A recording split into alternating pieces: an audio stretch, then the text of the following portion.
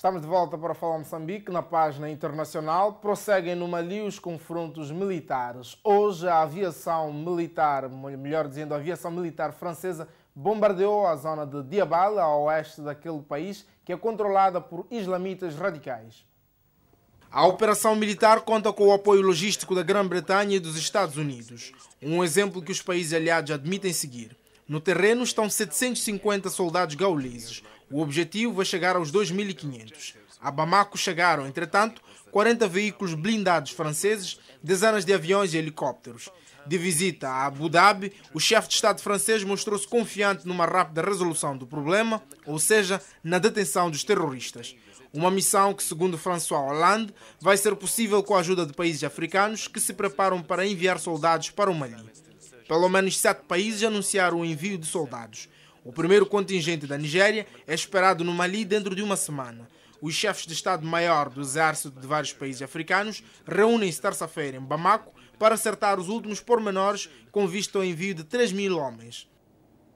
Um acidente de comboio nos subúrbios de Cairo matou 19 pessoas e deixou mais de uma centena feridas. Os passageiros eram jovens soldados que estavam a ser transportados para um campo militar. Os feridos foram enviados para vários hospitais, entre os quais o Hospital Público de Al-Amidia, onde, segundo várias testemunhas, não estão a ter os tratamentos que precisam. Um voluntário no socorro às vítimas afirma: estas pessoas estão a sofrer por falta de medicamentos, falta de organização e outras coisas. Estamos a comprar os medicamentos nós mesmos. Pedi a um médico para cozer a cabeça de um dos feridos e ele disse-me que não tinha equipamento para isso. As estradas e os caminhos de ferro no Egito oferecem poucas condições de segurança. Em novembro passado, pelo menos 50 pessoas morreram, na maioria crianças, na colisão de um comboio com um autocarro escolar no sul do Cairo. Na Síria, a violência intensifica-se. Ativistas daquele país afirmam que pelo menos 13 pessoas, entre elas 8 crianças, perderam a vida na sequência de um bombardeamento protagonizado pelas forças do regime do presidente Bashar al-Assad a um subúrbio de Damasco. O Observatório Sírio pelos Direitos Humanos, sediado em Londres, informou que aviões sírios atingiram áreas residenciais ao sul de Damasco na manhã desta segunda-feira. Segundo o grupo, pelo menos 7 pessoas estavam presas debaixo dos escombros. O grupo recebe informações de ativistas que permanecem em território sírio. Os ataques desta segunda-feira ocorreram um dia depois de fortes bombardeamentos contra áreas estratégicas nas proximidades da capital, de onde o governo tenta expulsar os rebeldes. Pelo menos 45 pessoas morreram.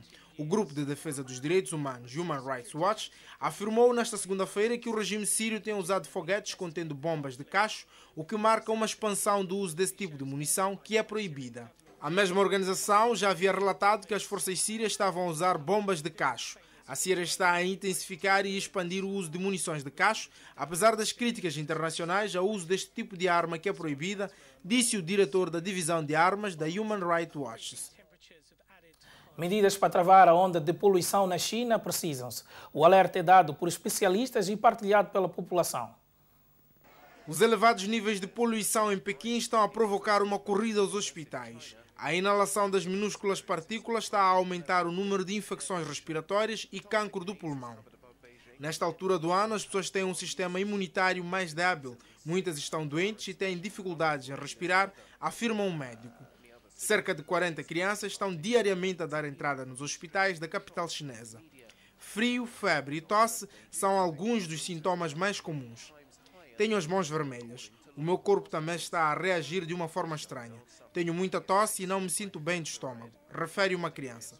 O governo chinês prometeu, entretanto, tomar medidas para melhorar a qualidade do ar, sem especificar quais. Mais uma polêmica no poder político está instalada no Paquistão. O Supremo Tribunal daquele país ordenou a detenção do primeiro-ministro Raja Ashraf, acusado de corrupção. O caso remonta ao tempo em que Ashraf era ministro da Energia. A decisão surge numa altura em que cresce o movimento de protesto no país. As ruas de Islamabad estão, desde ontem, repletas de manifestantes que exigem a dissolução do Parlamento. Esta manhã, os manifestantes envolveram-se em confrontos com a polícia e tentaram dirigir-se para o Parlamento. A polícia lançou gás lacrimogéneo e, segundo algumas testemunhas, foram ouvidos tiros.